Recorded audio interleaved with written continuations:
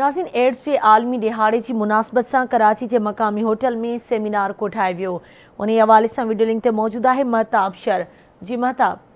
जी अज reason plaza में एक वर्ल्ड्स एड्स HIV जे एक आलमी दिहाड़ो जो मल्हायो पियो वञे, जिते हिकु सेमिनार मुनक़िद किया वियो आहे, जंहिंमें अचो नाज़रीन सीनियर हिते तज्ज़ियाकार ऐं डॉक्टरनि सां ॻाल्हि ॿोल कयूं था, जो छा चवणु आहे। HIV एक नॉर्मल आम इंसान है, एक वायरस का नाम है। हाँ ठीक है, आप अगर प्रॉपर एक ट्रीटमेंट करवाएंगे, मेडिसिन ART खाएंगे तो आपको कुछ भी नहीं होगा, ऐसी कोई बात नहीं। आप खुराक अपनी अच्छी रखें। तो हर साल दुनिया में 1 दिसंबर ते वर्ल्ड एड्स डे मल्हाइबो आहे।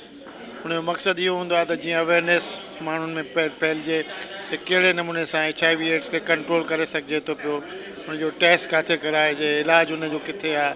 त इन क़िस्म जो कोई प्रोग्राम आहे जंहिंमें असां उन्हनि माण्हुनि खे घुरायो आहे जेके HIV जिन खे आहे ऐं कीअं उहे इन जो मुक़ाबिलो कनि था पिया। सो हिन साल जो जेको ख़ासि तौर सां थीम आहे यानी कि वर्ल्ड एड्स डे जी, उहा आहे त इनइक्वलिटीज़ ख़तमु कयो। हर साल 2004 खां वठी असां हर साल एड्स डे जेको आहे सो मल्हाईंदा रहंदा आहियूं। उन में पोइ सेमिनार बि कंदा आहियूं, वॉक्स बि कंदा आहियूं ऐं पंहिंजो माण्हुनि खे जेको आहे सो माण्हुनि जे अवेयरनेस लाइ जेको आहे सो मुख़्तलिफ़ प्रोग्राम कंदा रहंदा आहियूं। वर्ल्ड में 36.9 मिलियन की जो पॉपुलेशन है वो HIV केस में मुब्तला है। आज हमने इनके लिए यहाँ पे गैदरिंग की और जो पेशेंट जो HIV से मुतासर हैं वो भी आज यहाँ पर शामिल हैं, और आज हम इनको कुछ गिफ्ट हैम्पर्स हैं वो हम डॉक्टर प्रोफेसर जो है उनके हाथों से इनको हम डिस्ट्रीब्यूट करवा रहे हैं, जो आप देख सकते हैं। और मैं समझता हूँ कि अगर बहुत सारी NGO जो यहाँ पे काम कर रही हैं मुख्तलिफ फील्ड के अंदर में, अगर वो इस तरफ भी आएँ और HIV के लिए काम करना शुरू करें तो हम और ज़्यादा तेज़ी के साथ काम इसके ऊपर काबू पा सकते हैं। सुठी शुरुआत आहे। वर्ल्ड एड्स डे जेको मां सम्झां थो त पहिरियों सेमिनार आहे जेको कराची में थियो आहे, मुनक़िद कयो आहे।